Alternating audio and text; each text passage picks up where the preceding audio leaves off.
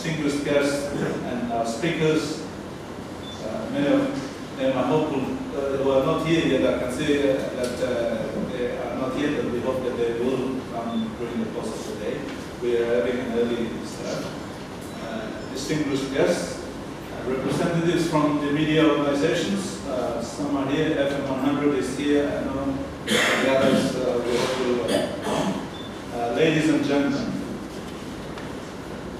welcome to the National Research Institute and to this PNG Budget Forum 2012 that we are hosting jointly with the Development Policy Center of the Australian National University. This is the first of a number of forums we hope to hold, actually twice a year.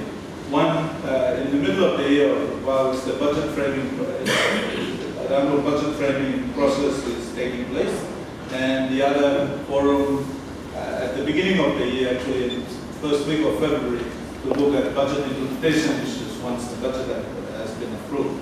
So we will be having those four other budget forums over the next 3 years as part of this project that we have.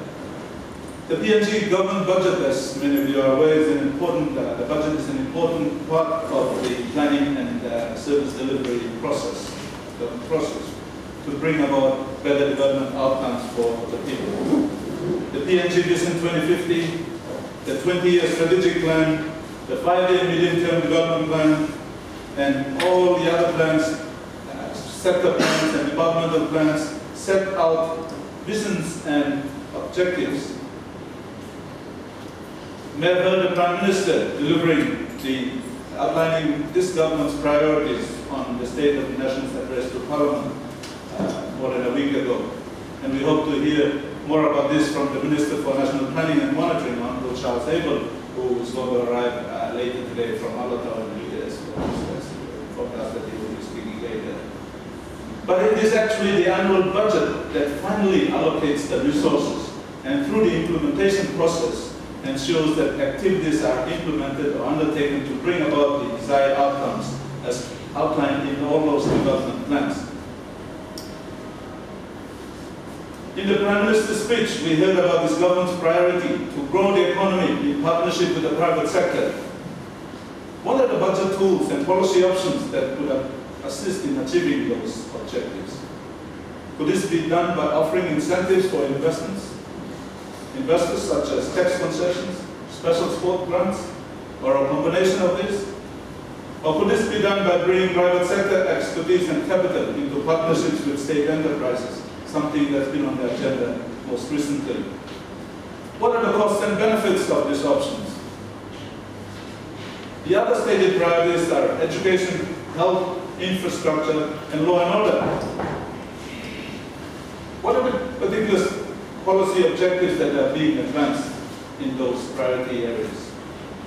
And are the interventions and financial allocations consistent with those stated objectives? We know that these are not new objectives. These have been objectives of past governments. What are the past trends? And how effective were those budget tools that were used to advance those objectives?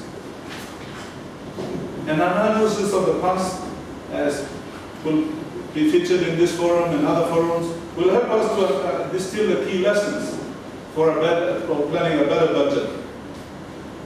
The revenue-raising tools, and especially corporate tax, that can either promote investment or stifle economic growth.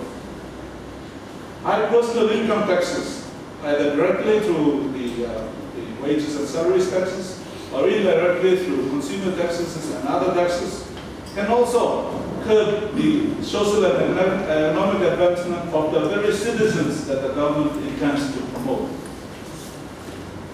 I know that there are a number of questions and issues about the budget mechanisms and processes leading to how effective the budget can be implemented. Some that come to mind are, should we combine both the development component of the budget with the recurrent budget? Having two different budgets have caused problems in terms of coordination and in terms of implementation. Should we have an annual budget cycle where government agencies are pressured to spend money before even they get the money? Or should we have 2 or 3 year budget cycles that will allow government agencies to plan properly and be able to implement budgets?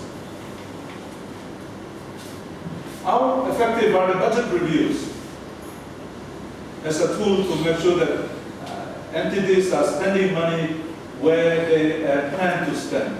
Or are they diverting money elsewhere in the course of implementing the budgets? There are many more that I'm sure you're beginning to start to think of, and we could, in the course of the day, bring about those, and also in the future forums, help to discuss some of them and try to bring about improvements to the budget process, the budget and the budget process. We have invited some guest speakers or experts to speak on this, and others to be panelists and contribute to the discussions. We had hoped to start off with the Minister for National Planning and Monitoring, but his electoral sort of commitments have not allowed him to be here this morning to start off this morning session. So instead, we have put on the Professor Stephen House, who will do an analysis of the past budgets and trends and lessons for the future. Stuart Saver will provide some insights and comment on that. The final session will be on the Sovereign Wealth Fund by Anthony Ayeb, the Deputy Secretary for Treasury, who was co-chair of the working group. Matt Morris and Dave Cohn will add comments and comment on the presentation. We are happy to and pleased to have these presenters and panelists today. And I know that many of you who are here will also want to contribute to the discussions. You can make those contributions now, but also please indicate if you want to be involved in future budget forums and discussions so that we can factor you in as one of a presenter to explore the many budget issues and facets of budgets and budget implementation. I'm looking forward to a robust set of discussions and very fruitful morning with lots of ideas to be generated, and we hope that we can distill some of those key issues and ideas that emerge and put us across to government to take on board when they are in the process of framing the 2013 national budget.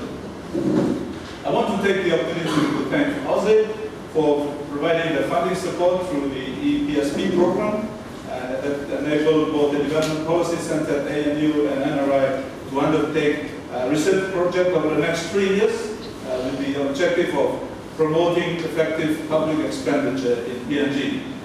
The Budget Forum Series is one of 3 main activities to be undertaken under this project. Dr. Gumoy will speak a little bit on that later in the morning, and we will be able to launch the project. I want to also, on your behalf, as I know I won't have an opportunity, thank the presenters and the panelists who take the time out to do the presentations and to be here. I know we have had a whole host of conferences and seminars last week and this week, and I know we are conference fatigue, but we still have turned out, and I want to thank the presenters and thank you all for coming to this forum. Finally, may I take the opportunity to thank the people at ANU and also from NRI, those who work in the background to make the preparations and to undertake the logistics to make this forum possible. Thank you, everyone.